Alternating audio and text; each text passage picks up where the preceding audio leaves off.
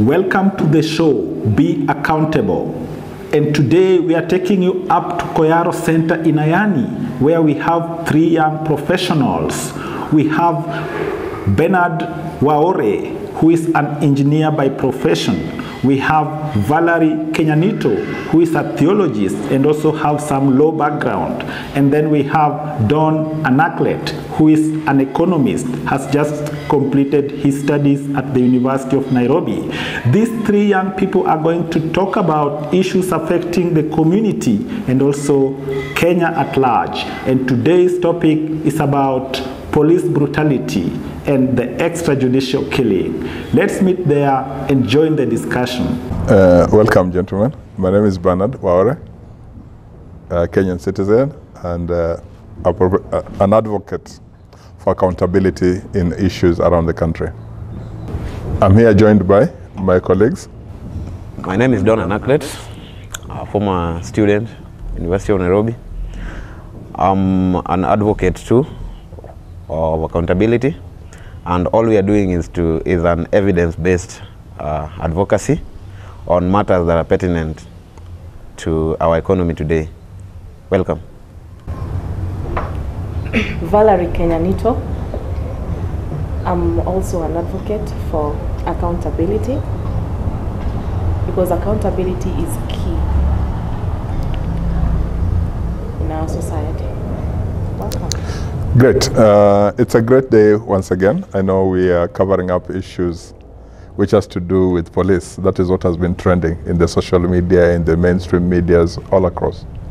And all this has been brought about by the few activities, which I'm sure, Don, some of them you're holding them to your heart. Huh?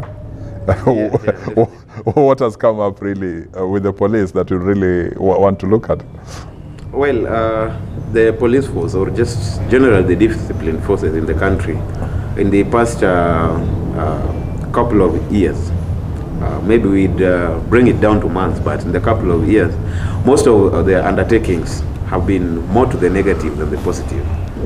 Of course, we are fresh to the recent activities and infallibilities at the University of Nairobi. Yes. Okay. What was so pertinent about the University of Nairobi? You know, the university students, they get to demonstrate, they burn tires on the roads, stone vehicles, you know. And at times, the police come in, just as they're putting it, to maintain the peace. Okay, demonstrations are not illegal as far as I'm concerned in the country. It's a right for every citizen to demonstrate, but in a way, in a good way. But looking at the case at the university, I think the police used excessive force when they were dealing with those students, because looking at it, when the students ran to their hostels, for me I take it as part of them surrendering from the police. But the police got into their prefabs, went into their hostels, even into the library, which was not right. And they ended up clobbering the students even after they had surrendered. And to say, of course, I hear you, Val, that the police went into different places and all that.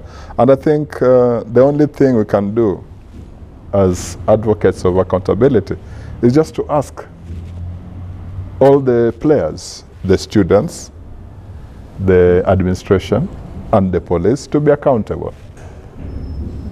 If today I was to ask, you are once a student at the University of Nairobi, yes. Don, how can we hold the students accountable?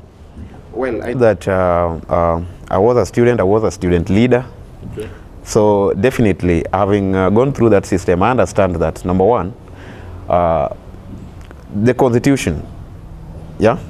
Each and every citizen has the constitutional mandate or right and freedom to picket, to demonstrate, and to express themselves in one way or the other. So I have to admit one thing here. While the students might have caused the so-called rampage, in quotes, normally what happens is the students doesn't really go out there to destroy property. These are people who just want to peacefully picket, demonstrate, but once the forces comes in and starts intimidating them, Of course, the focus changed and they start playing games up and down with the police.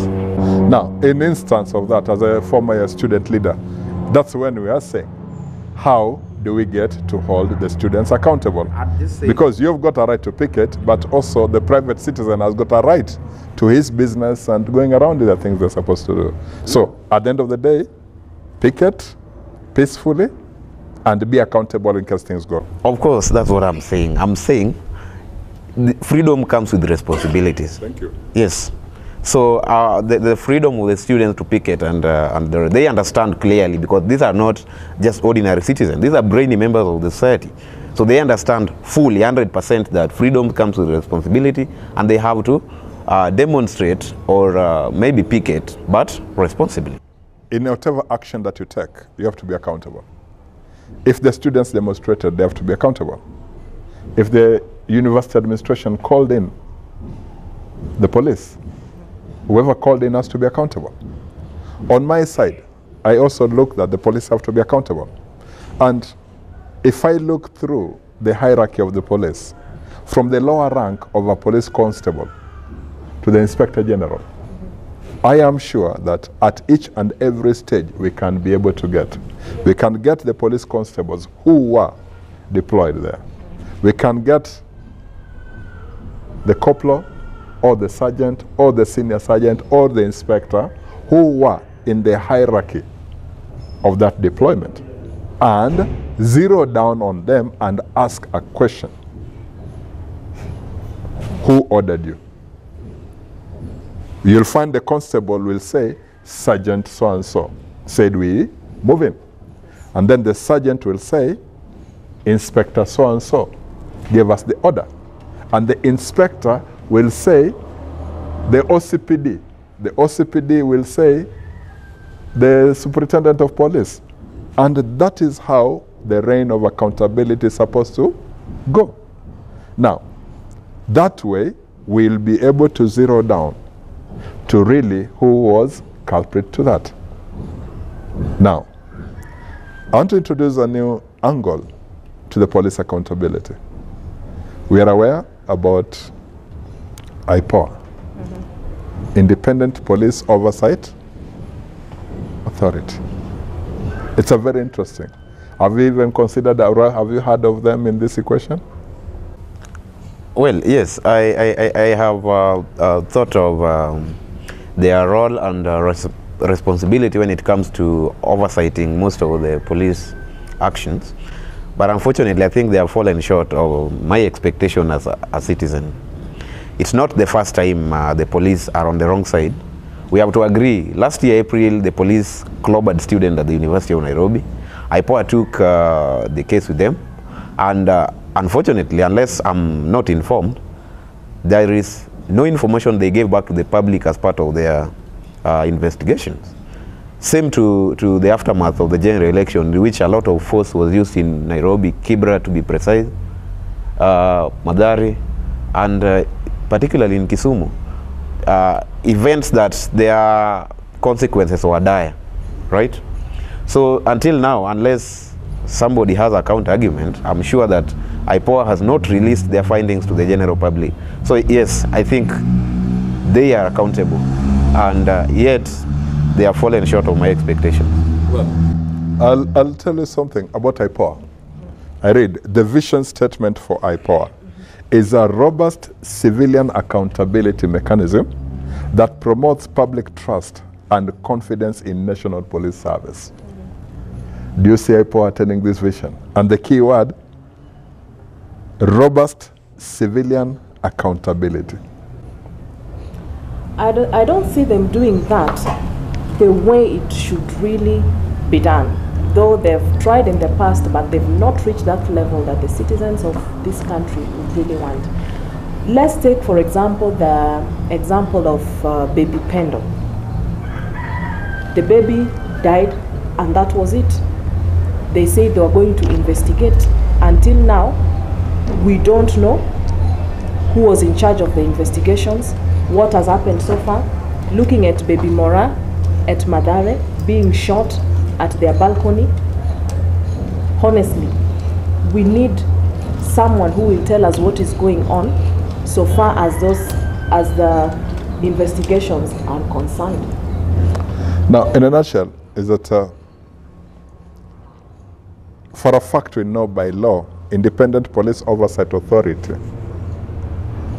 is mandated to investigate any crime or perceived crime that has taken place and perpetrated or suspected to have been perpetrated by the police.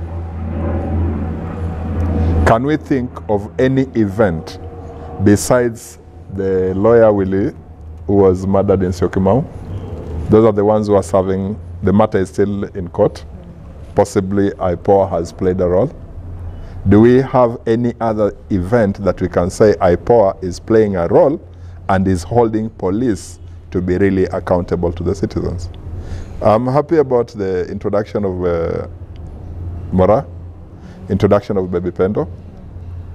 Could you think of any example, Dorn, which you think police should be accountable? I really think, while maybe the police were not directly involved as far as the public is concerned, we are not going to forget the IEBC ICT guru, the late Chris Musando. While I don't want to speculate much about it, but both you and me agree that in the public domain, the matter has been carelessly handled till now, the investigations. Yeah. So I think I'll still hold the police. In fact, the DPP's office, with regards to with their relation to the police force, most of the investigations have been carelessly handled, in case they are being handled. I'm thinking of nurses. The nurses went out and they were demonstrating peacefully.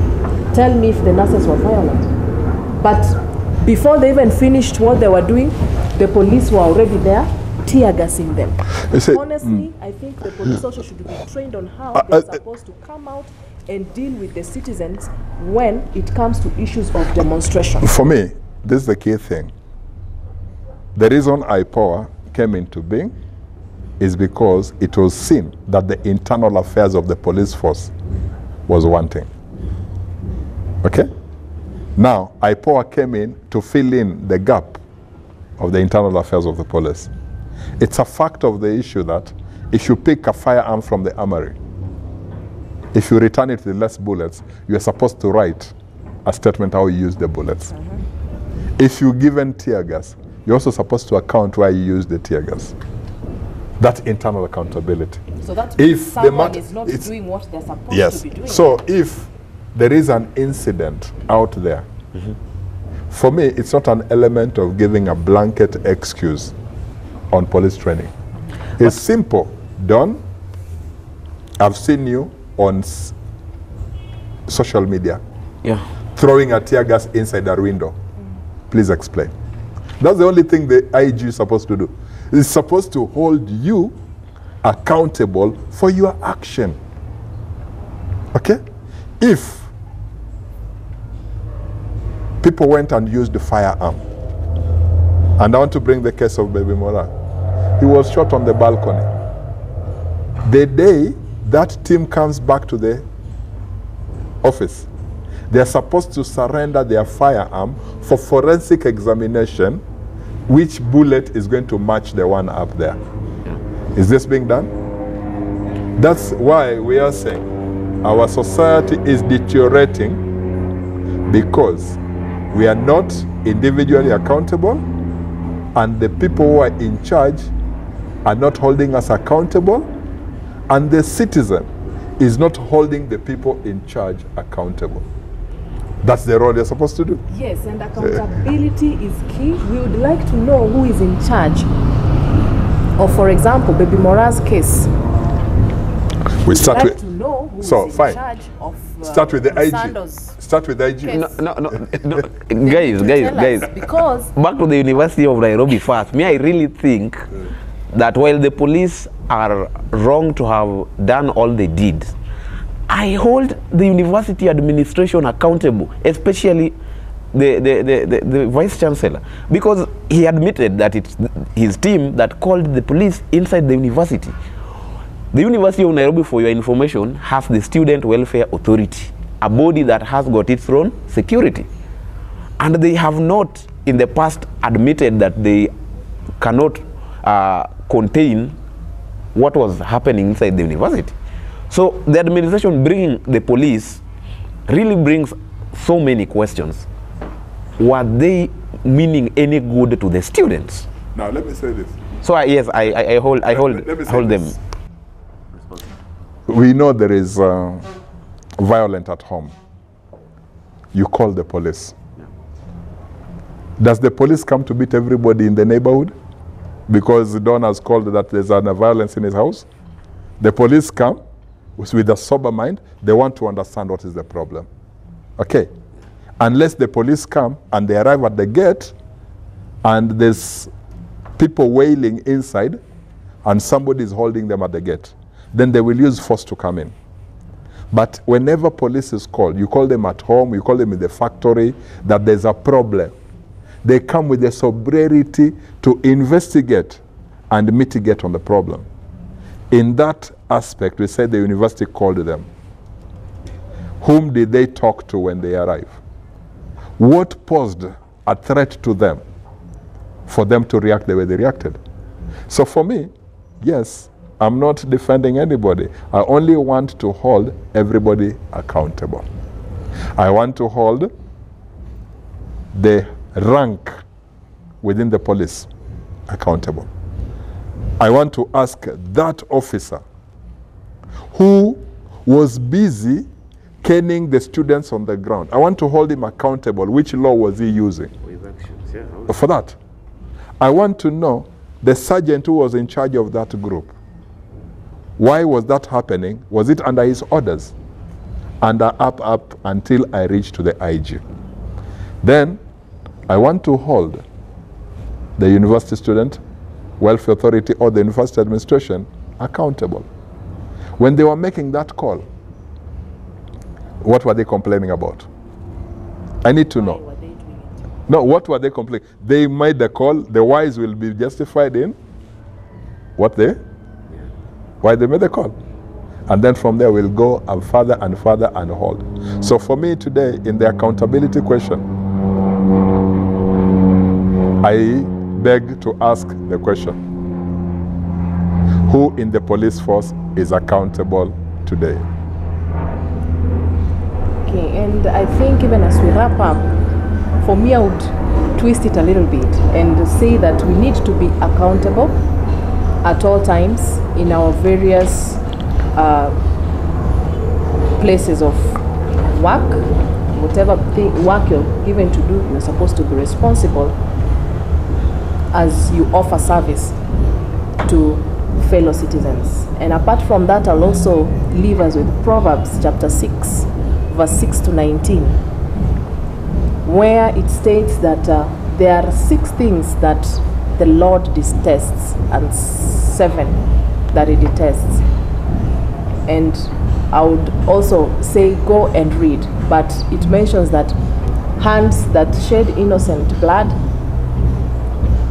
haughty lies, and someone who is ever there to lie and to give false account. So I'll leave us with that. Yeah, as I conclude, I'd wish to state the following. The university administration, one Professor Mbithi, I hold you fully accountable for the happenings at the University of Nairobi, and to the police, to the Inspector General of Police, and finally to the government spokesperson, Mr. Kraither. I'd wish to bring one fact clear, that you have to be answerable, you have to be accountable for each and every undertaking, infallibilities committed by the police. And finally to IPOA, bring to the general public all the investigations that you've completed, and if none, explain why. That to me is the essence of accountability. That's great. It was a great chat today morning for me and Kenyans in general. My prayer is that before we come out to condemn institutions, we should, 1, be accountable ourselves. Two, we should target our blame to specific individuals to hold them accountable so that we can make our public servants accountable to the work they do. And with that, we are saying, we are watching you, be accountable.